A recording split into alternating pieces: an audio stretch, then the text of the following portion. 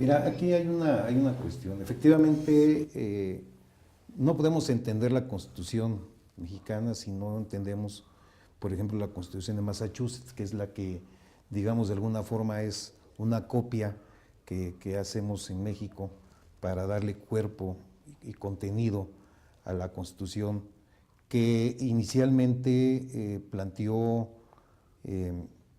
Morelos, pero hay que hacer una aclaración muy precisa en este tema. Te voy a decir por qué. Cuando Hidalgo es aprendido, él deja de heredero del movimiento revolucionario a Ignacio López Rayón. Y Ignacio López Rayón había una confrontación muy fuerte, y eso tiene que ver con esto. Había una confrontación muy fuerte con Morelos porque para Ignacio López Rayón la soberanía no dimanaba del pueblo. El punto fundamental de contradicción entre Ignacio López Rayón y Morelos es precisamente si la soberanía dimanaba o no del pueblo, ¿no? Para Rayón la soberanía debía de venir, a final de cuentas, de la monarquía española.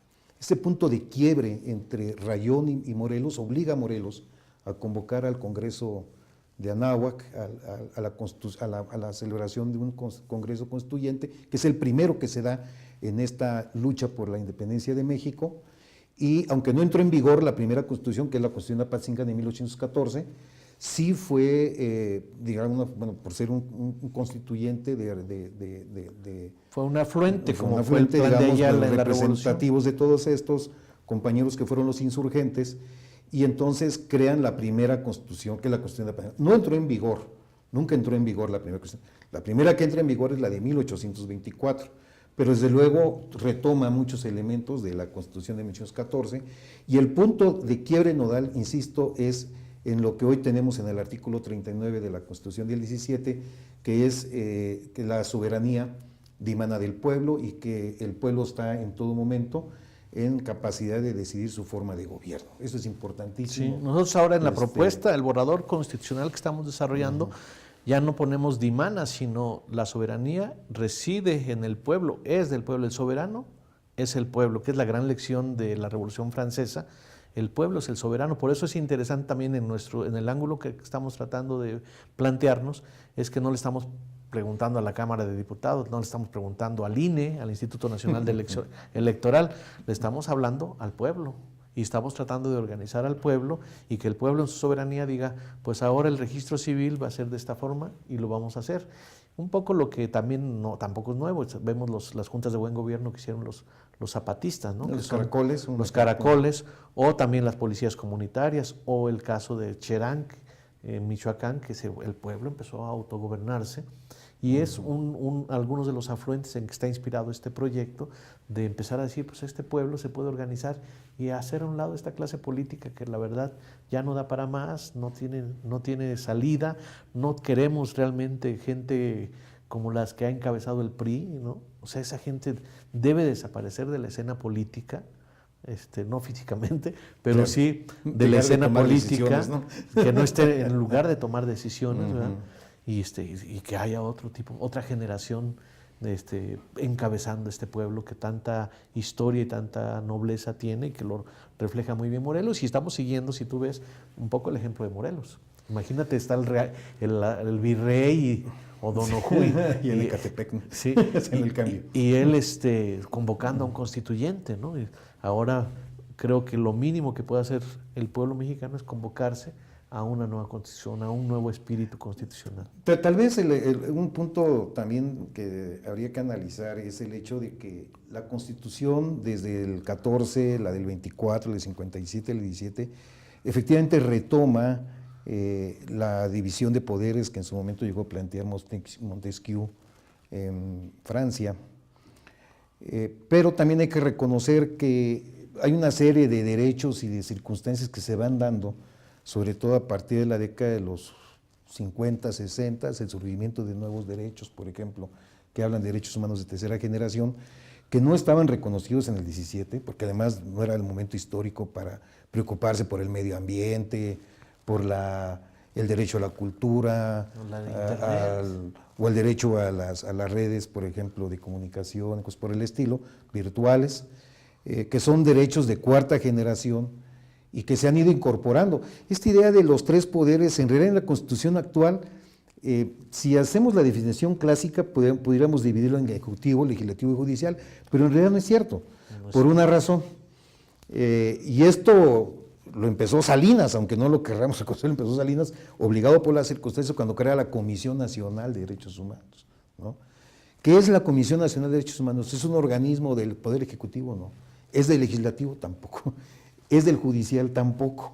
Es, digamos, un cuarto poder que se va incorporando en la Constitución a partir de la década de los 80, que ya son los organismos autónomos ciudadanos, el Instituto Nacional Electoral, inicialmente el IFE, la Comisión Nacional de Derechos Humanos, la Comisión Federal de Telecomunicaciones. Y entonces, en nuestra Constitución actual, sí, la sociedad civil ha ido impulsando una serie de cambios que se han estado ya plasmando en la Constitución actual, ¿no? Yo diría con un cierto, digamos, con una decisión acertada, el incorporar ciudadanos en la toma de decisiones, por ejemplo, en materia de telecomunicaciones, cosas por el estilo. Sin embargo, la experiencia que tenemos de estos organismos ciudadanos, la Comisión Nacional, de hecho, se supone que es un organismo ciudadano, pero el origen que tienen ellos no es ciudadano. Es decir, lo decide a final de cuentas la Cámara de Senadores, el Congreso, y entonces pierden este carácter ciudadano. Pero está considerado ya como un cuarto poder, por decirlo así, dentro de la Constitución actual. Ahora, ¿es necesaria una nueva Constitución? Sí. Ahora, ¿para qué? Es lo que habría que preguntarse. ¿Para qué? Bueno, en primer lugar, un nuevo pacto social, una nueva definición, una nueva casa para este país, porque lo que estamos convencidos, quienes estamos en este proyecto, es que ya el diseño, como ha quedado la Constitución de 1917 vigente ahora, ya está de tal manera formulada que ya no puede continuar, porque el artículo 41 contradice el artículo 35 del 17, porque en el 35 del 17 decía que todo el mundo tiene el derecho de ser votado, y con el artículo 41 y luego alguna reforma, ya no solamente lo pusieron a través de los partidos políticos, y de ahí la llamada partidocracia, que hace que solamente ellos puedan decidir, y ahí se anden repartiendo los millones de pesos y una rebatinga, la cantidad de dinero que les dieron, lo que hizo Reyes Heroles con la reforma política de incorporar a la oposición 76, al proceso, la Lope. el 79, al proceso de la Lope, ¿verdad? Pues hizo que los partidos aparentemente iban a entrar a una democracia, y se han contaminado, y ya prácticamente todos los partidos entran a la rebatinga y a un estatus, les dan un sueldo a los diputados de 150,000 pesos más prestaciones, que los lleva a más de 300,000 pesos de ingresos, que les lleva a un estatus de vida, y que luego que se quieran bajar de ahí, pues no es posible. Entonces se necesita un rediseño constitucional. Ya eso casi hay consenso. Porfirio Martínez, que estuvo en uno de los talleres, decía, cuidado con eso, porque si ustedes dicen, háganos otra constitución, nos la pueden hacer, y además más a su estilo. Pero bueno, parte de lo que nosotros contestamos a eso que dijo Porfirio Martínez, es decir, pues antes de que la hagan, nosotros ya tenemos aquí un proyecto, que sería un poquito parecido a lo que decías de la Constitución de Apatzingán, de que antes de la del 24 ya había un modelo, como fueron los planes de San Luis, el plan de Ayala, y luego en el caso de la reforma juarista, el plan de Ayutla, como preámbulo de la Constitución de 1957. El caso es de que entre más referencias haya, una parte de la tesis que tenemos es que si el pueblo tiene referencia de qué va a hacer, qué casa va a tener, ese es un elemento de cohesión. En cambio, si hay una dispersión, una incertidumbre, pues solamente la desesperación lo lleva a actuar, ¿no? Entonces decimos nosotros que hay tres fuerzas que mueven a una persona o a un pueblo, ¿no? El miedo, el coraje y el amor. El miedo y el coraje tienden a ser transitorios, porque además no puede estar todo el tiempo, y además son traumatizantes. Y lo que enamora, eso puede ser duradero. Entonces queremos seducir con este proyecto a las personas, diciéndoles, aquí hay una posibilidad. Imagínense un país como este, organizado por consejos, con una educación cooperativa, con una educación para la paz, para la fraternidad, con una educación no para el empleo, que sí sirva para capacitar, pero para ser emprendedor, para ser creador, para ser seguro de sí mismo, con una familia que esté protegida, que tenga una infraestructura adecuada, que tenga garantizada el agua, la comida, que haya una estructura social que permita que nadie tenga desempleo, ¿no? Que todo el mundo pueda entrar, por ejemplo, a través de las cooperativas, con una economía basada en el esfuerzo, en la equidad. Entonces, estamos planteando varias ideas. Estamos en la nueva proyecto constitucional, pensamos que el ejército debería disminuir en un 90%. Tenemos 100 años con un ejército que nos cuesta carísimo, y que, que no ha servido más que para cosas más bien negativas que positivas. Bueno, Ecuador no tuvo ejército, creo que todavía no tiene ejército. Costa Rica. Costa Rica, creo, sí, ¿no? Es cosas así por el estilo, ¿no?